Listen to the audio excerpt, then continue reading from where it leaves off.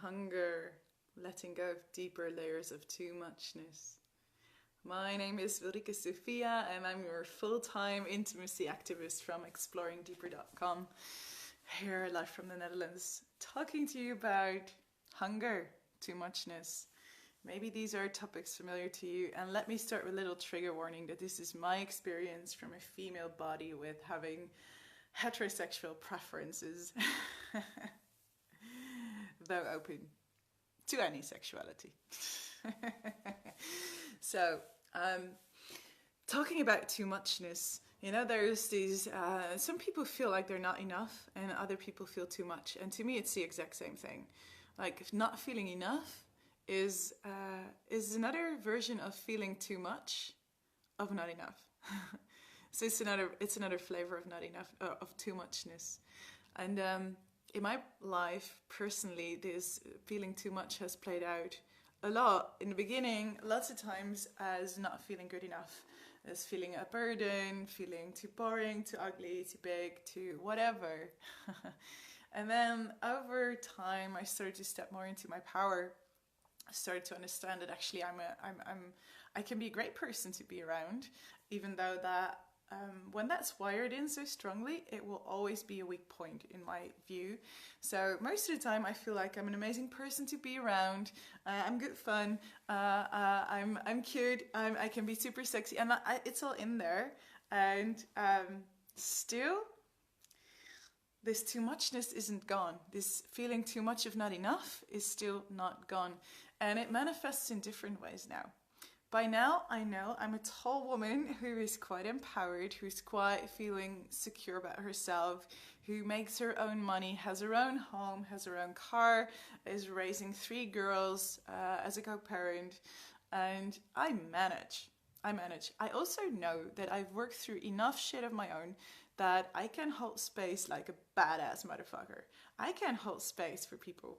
And what also happens is that when I connect with a person, while being very connected to myself, that person is going to meet themselves in ways. And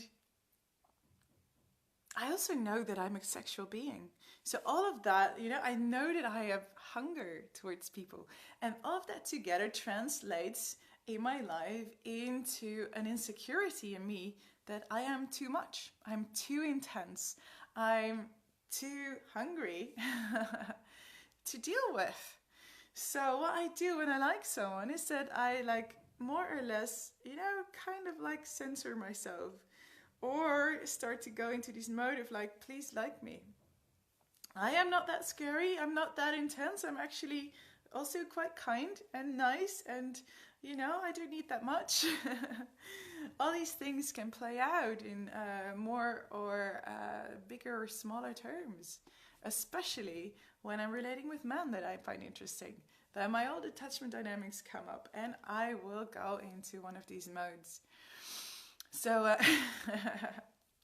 so some weeks ago I was meditating and I came to this mantra of I'm honoring my hunger. Because I know that I can be hungry about persons. I can really want to get to know you.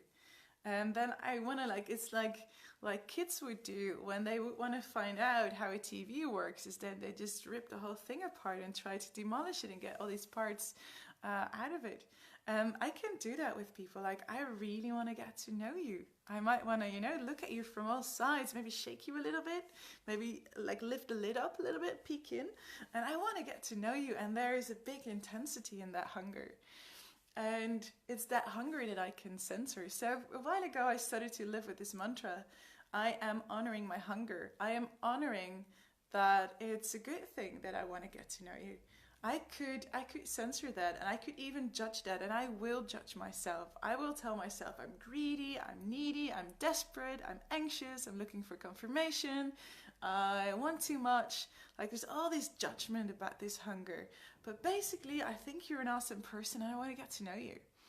And so I'm honoring this part of myself, and I'm not saying that all these judgments are not about that there's no truth in them at all. Like, there might be some confirmation seeking. There might be some testing the waters if I'm safe. And maybe I am very desperate for a good fuck. I have my days too. And I just want to get in bed with you. That might happen. And there is this authentic, sweet part of me that just wants to get to know you. She is so curious. And she knows that she comes with a big intensity. But that's not a bad thing. That is enthusiasm. That is a desire. That's a lust for life. That's what it is.